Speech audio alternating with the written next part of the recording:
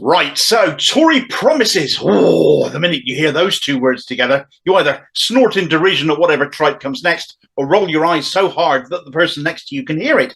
But Rishi Sunak has made 5 in his latest speech. Yes, 1 for every day of the year so far. But what a load of gaslighting drivel it all is. Calling it his people's priorities when it should be called his last gasp attempt at saving his own skin and that of his awful party. It was the equivalent of saying everything is fine whilst standing on a Indiana Jones-style wooden bridge over a flaming pit.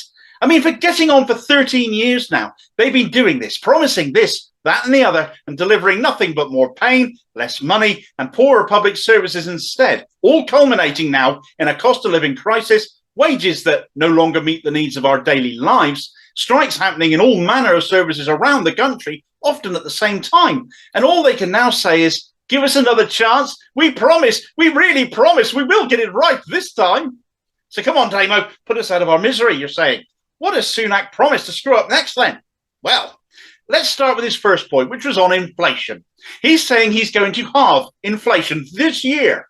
Inflation, of course, has been a huge part of the cost of living crisis, where the government has said we can't have pay rises because they would drive up inflation. Inflation has been driven up anyway by rising costs. It's not just one figure either. Inflation right now is at 10.7%. That's the figure we get quoted by the media. But if you take food on its own, for example, inflation is currently 13.3%. And any wage rise or income rise offered below that is actually a cut to your income. It's not just inflation on food we've seen, though. It's been on everything, from our energy prices skyrocketing, our rent skyrocketing, our mortgages skyrocketing. If only we could move to the moon with all of these rockets we seem to have available. It'd get us away from these ruddy Tories, wouldn't it? Britain needs a pay rise. We hear it often said, yet we're being gaslit and being told that'll drive inflation up if they give us one. Well, nobody has had one, have they, Rishi? And inflation still went up, didn't it? Answer that one. Andrew Bailey, the berk in charge at the Bank of England, has been singing from the same hymn sheet on this too. He's on £500,000 a year. Sunak is basically a billionaire. How dare such people tell us to suffer with our meagre, insufficient incomes when we're struggling, and all whilst they're living in the lap of luxury? They act like there's nothing that could be done, that this could not have been avoided, that this was inevitable, just like they did in 2008 with the banking crisis. But we're not talking about a flood disaster here, or an earthquake, or, I don't know, Parliament finally imploding under the weight of all the hot air being imparted by those within. Inflation is driven by the financial markets. And when you become a money-obsessed, net-importing, former manufacturing-based nation, you become, as a country, that much more vulnerable to financial balls-ups. In 2008, it was all down to banks selling subprime mortgages, the likes of Rishi Sunak, of Sajid Javid, the same Tories who have screwed up the country and government, were the same bankers involved in that mess back then. All Labour's fault, they used to say, though, didn't they? Giggling away on the green benches like a pair of schoolgirls. The same goes for every other Tory. This time around, the problem began with the pandemic, though, but more to the point, the government handling of it. A pandemic is an expensive thing to cope with. But when you threw out the plans in place to deal with such events, they've happened before, they'll happen again, you're in trouble. As much as COVID was a natural disaster, it was predictable because they've come before. What wasn't natural was the sheer incompetence that followed, though. I'm not dismissing the loss of life here in any way. Lord knows I've covered that in plenty of other videos. But we're sticking with the inflation story side of it here. Billions were lost on failed test and trace. Billions were lost in PPE fraud that Sunak decided he wouldn't pursue and just wrote off, all before telling us we needed to tighten our belts, of course, and so much more. £460 billion was spent by the government on COVID, and so much was lost to waste. But who picks up the tab? We do. The government prints money all the time to spend on stuff, spend on everything that we expect to have here in this country. But the tax take destroys much of that extra spending, that printed money, and that keeps inflation under control. Now, printing money to invest in jobs and the like gives an increased tax return, making for good economics. But printing billions and billions, losing it, and basically chasing your own tail, moving from one mess to the next, throwing money at it all the way, isn't. And inflation has just spiked.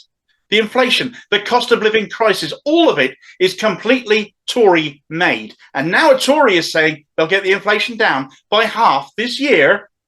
Well, wholesale energy prices have already plummeted. If he acts to force energy suppliers to drop their prices too, then that'll help get inflation down. The profiteering drives inflation up, after all. Much of the other issues, though, accelerated by COVID as they were, aren't going to come down without the supply chain issues caused by Brexit, yes, that word again, being dealt with. There's been rumbles of the Brexit deal, the Brexit contract, the Brexit whatever the government call it these days, of getting it watered down. But I guess we'll have to see on that, won't we? It's awfully brave. There'll be an awful lot of cross red-faced gammon types if it doesn't get delivered in any way that they would prefer to see it.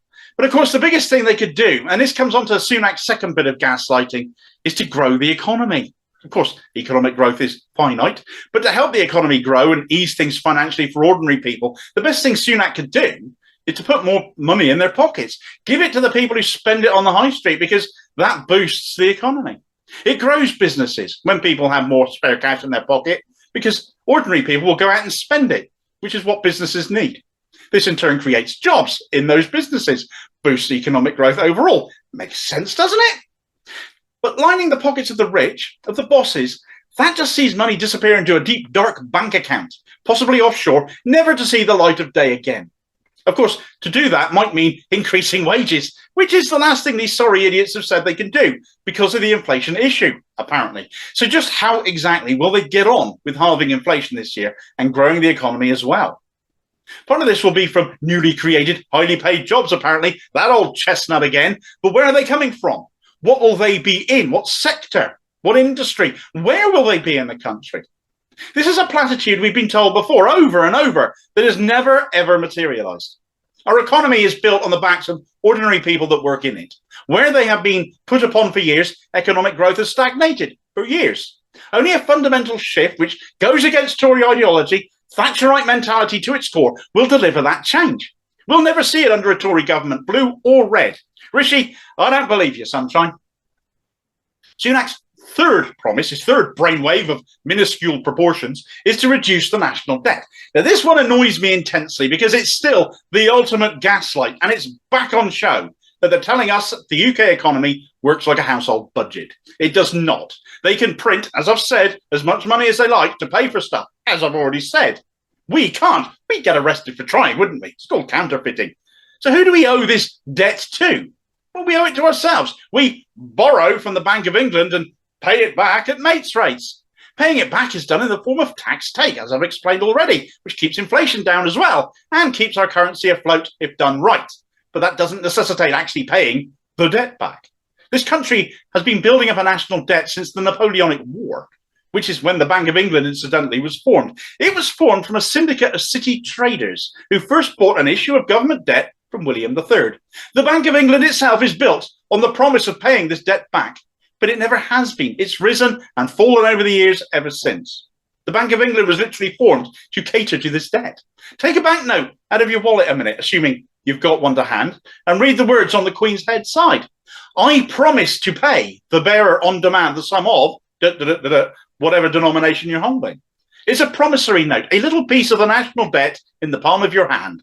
It really is time politicians got called out for their dishonest representation of what debt really means on a national level. Sunak has also pledged to get NHS waiting lists down.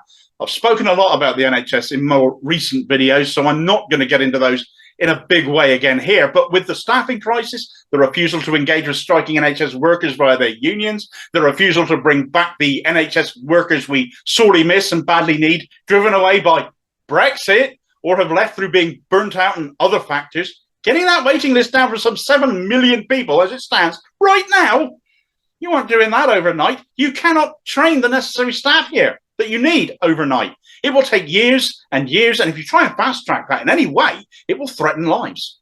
Renationalise the service whilst you're at it so it's capable of standing on its own 2 feet again, and the record funding going in is actually going into the real NHS and not privatised offshoots wearing the logo. Sunak's final point, though, was to address small boat crossings. He's again said he's going to stop them. My goodness, how many Tories have we heard say that in recent months?